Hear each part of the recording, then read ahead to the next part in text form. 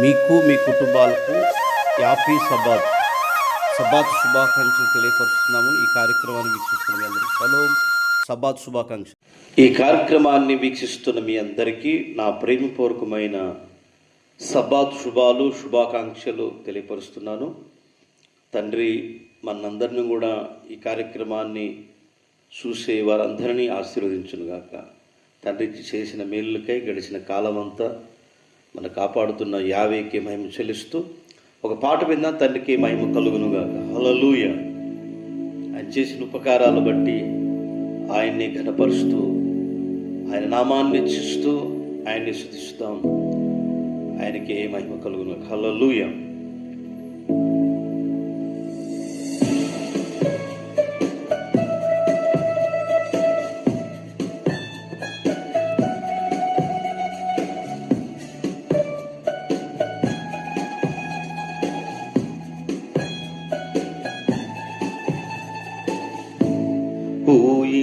ఊహించలేని మేలులతో నింపిన నా మెస్సయ్యా, నీకే నా వందనం.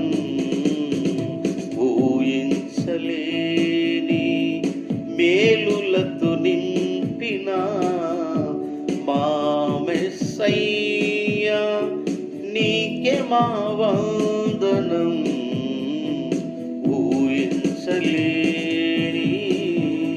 వర్ణింపగలనా నీ కార్యము,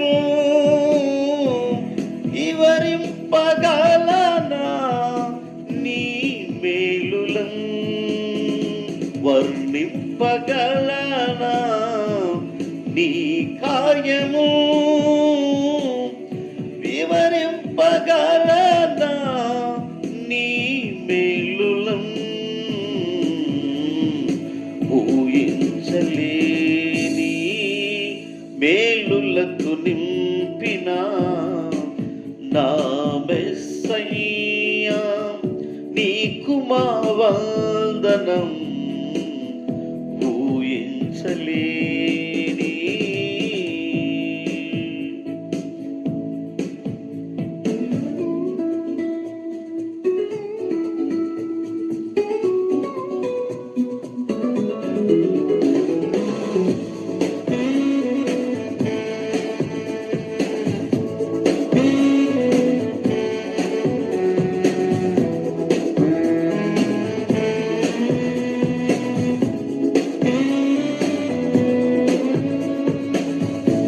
మేలులతో నా హృదయం తృప్తిపరచినావు. రక్షణ పాత్రనిచ్చి నిన్ను స్తుతింతును. మేలులతో నా హృదయం తృప్తిపరచినావు. రక్షణ పాత్రను నిచ్చి నిన్ను స్తుతింతును. ఇశ్రాయేలు యావే నా రక్షకా, స్తుతించెదను నీ నామము. ఇశ్రాయేలు యావే మా రక్షకా, స్తుతించెదను నీ నామము.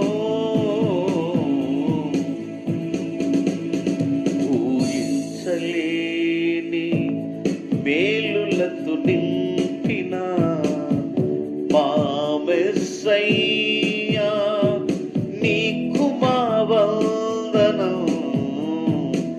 ఊహించలేని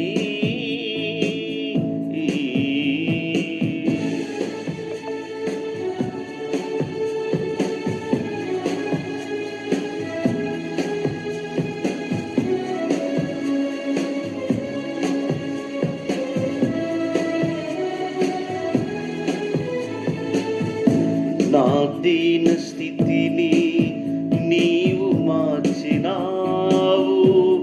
నా జీవితానికి ఇలువని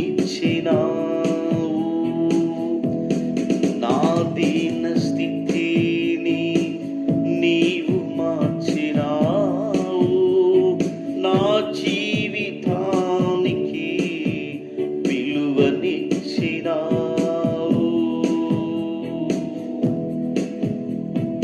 నీ కృపతో నన్ను తృప్తిపరచినావు,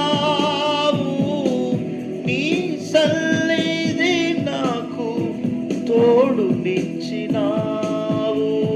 నీ కృపతో నన్ను నింపినావు, నీ సన్నిధి నాకు తోడునిచ్చినావు. ఊహించలేని మేలులతో నింపిన నా మెస్సయ్యా, నీకు నా వందనం. ఊహించలేని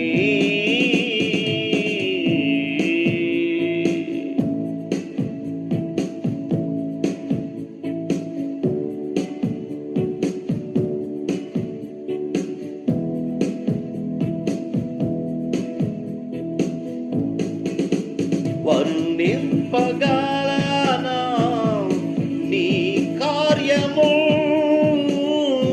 వివరింపగలనా నీ మేలులను, వర్ణింపగలనా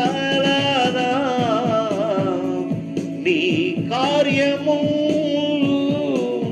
వివరింపగలనా నీ మేలులను. ఊహించలేని మేలులతో నింపిన నా మెస్సయ్యా, నీకు నా వందనం. ఊహించలేని.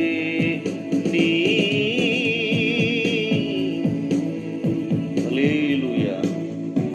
శ్రేష్టమైన వాక్య భాగంలో నుండి కొన్ని మాటలు మనం విందాం. ఈ సభాదిన దేవుళ్ళతో మనందరినీ ఆశీర్వదించుగాక. ఈ సభా దినాన మనందరం కూడా తండ్రి యొక్క సన్నిధిలో ఇర్మియా గ్రంథము 30వ అధ్యాయం 8వ వచనంలో, నీకున్న కాడి నీ మెడ నుండి ఆ దినమున నేను దానిని విరిచి నీ కట్లను తెంపెదును అని ఇర్మియా భక్తుడి ద్వారా బైబిల్లో తెలియపరచబడింది. ఏమంటాడంటే ఇర్మియా భక్తుడు, నీకున్న కాడి నీ మెడ నుండకుండా ఆ దినమున నేను నిన్ను దాన్ని విరిచి నీ కట్లను తెంపేదను అని ఈ శ్రేష్టమైన వాక్య భాగం తెలియపరుస్తూ ఉంది. నహూము గ్రంథంలో 1వ అధ్యాయము 13వ వాక్యం, వారి కాడి మ్రానులను నీ మీద ఇక మోపకుండా నేను దానిని విరగొట్టేదను, వారి కట్లను నేను తెంపేదను. ఈ మాట చదివిస్తాను. మరొక మాట చదువుకుని ధ్యానం చేద్దాం. 129వ అధ్యాయము కీర్తన గ్రంథము 4వ వచనంలో, భక్తిహీనులు కట్టిన త్రాళ్ళు అయిన తెంపి ఉన్నాడు అని రాయబడి ఉంది. అలాగనే ఇర్మియా 2వ అధ్యాయం 20వ వచనంలో, నేను నీ కాడిని ఇరగగొట్టి నీ బంధకములను తెంపివేసేదను అని రాయబడింది.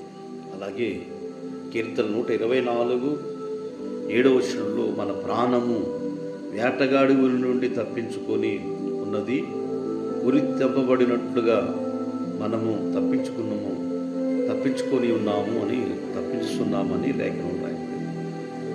ప్రియ సహోదరి సహోదరులారా, ఈ కార్యక్రమాన్ని వీక్షిస్తున్న బిడ్డలారా, మనము చీకట్లోనూ బలహీనతల్లోనూ రకరకాలైన శోధనలు మనకి కట్టినప్పటికీ కూడా ఆయన మెడ కాడులను ఉరిగా ఉన్నంటి ఏదైతే మనని వేధిస్తుందో ఆ కట్లన్నింటినీ కూడా తెంపి ఆయన ఏం చేస్తాడంటే నిన్ను విడిపిస్తాను అంటున్నాడు.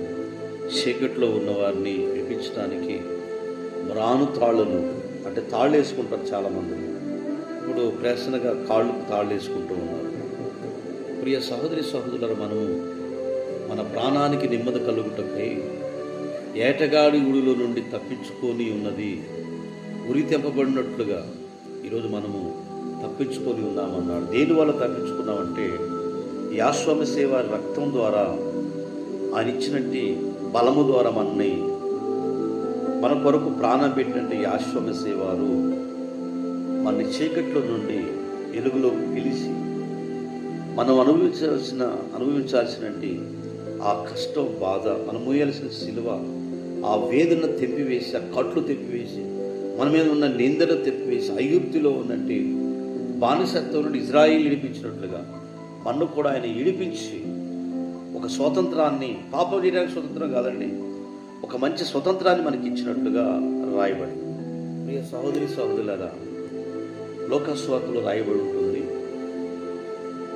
13వ అధ్యాయం 10వ వచనంలో పరిశుద్ధ దినాన ఆయన ఒక సమాజ మందిరంలోకి వెళ్ళి బోధిస్తుంటే అక్కడ రాయబడిన మాట ఏంటంటే, ఒకసారి బైబిల్ గ్రంథంలో ఇక్కడ రాయబడిన మాట ఏంటంటే, 18 సంవత్సరాల నుండి ఒక ఆమె సమాజ మందిరానికి వస్తూ ఉందట. అది పరిశుద్ధమైన విశ్రాంతి దినం. ఆ దినాన లోకాస్ భక్తుడు రాష్ట్ర 13:10లో ఆయన ఎప్పుడైతే ఏంటమ్మా నువ్వు అలా ఉన్నవేంటి అని చివరిలో ప్రార్థన చేస్తారు కదా, అలాగనే యాశ్వమశే వారి చేతులు ఎప్పుడైతే ప్రార్థన చేశాడో వంగిపోయి సాతాను కట్లు నుండి ఆమె సరిగ్గా నిలబడిందట. ఈరోజు ప్రియ సహోదరి సహోదరులారా, నువ్వు ఏ స్థితిలో ఉన్నప్పటికీ, ఏ కట్లు నిన్ను కట్టినా, ఏ సాతాను నిన్ను ఎంటాడినా, శాతపడి శక్తులు, తాళకట్లు ఏది కట్టినా అని అంటాడు, నీ కట్లు కాడిమేకులు విరగొట్టేశాను, నీకు స్వేచ్ఛ, సమాధానాన్ని, సంతోషాన్ని నీకు ఇస్తున్నాను కాబట్టి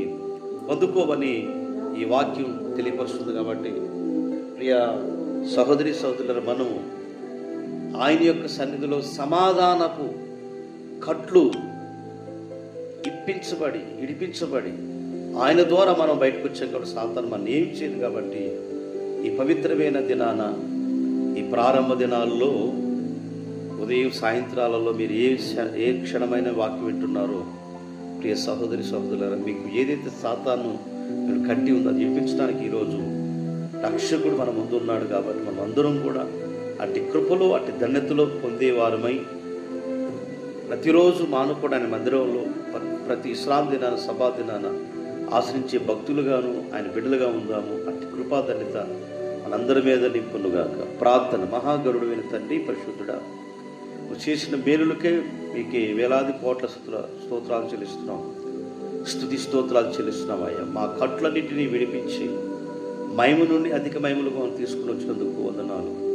వంగిపోయిన ఉన్న స్త్రీని విశ్రాంతి రోజు బాగు చేసినట్లుగా మాకున్న ఏ సాతాను కట్లు కట్టి ఉందో అన్ని విడిపించబడి నీ నామంలో మమ్మల్ని నడిపించుకొని చూపిస్తాడని కోరుకుంటూ, అయ్యా, ఈ కార్యక్రమం వీక్షించిన ప్రతి వారిని దీవించమని యేసుమసీహు గారి నామం ద్వారా అడిగిపెట్టుకున్నాము తండ్రి, ఆమేన్. మీ అందరికీ నా ప్రేమపూర్వకమైన 50 సబాత్ శుభాకాంక్షలు తెలియపరుస్తున్నాను. తండ్రి మనందరినీ ఆశీర్వదించునుగాక. హల్లెలూయా.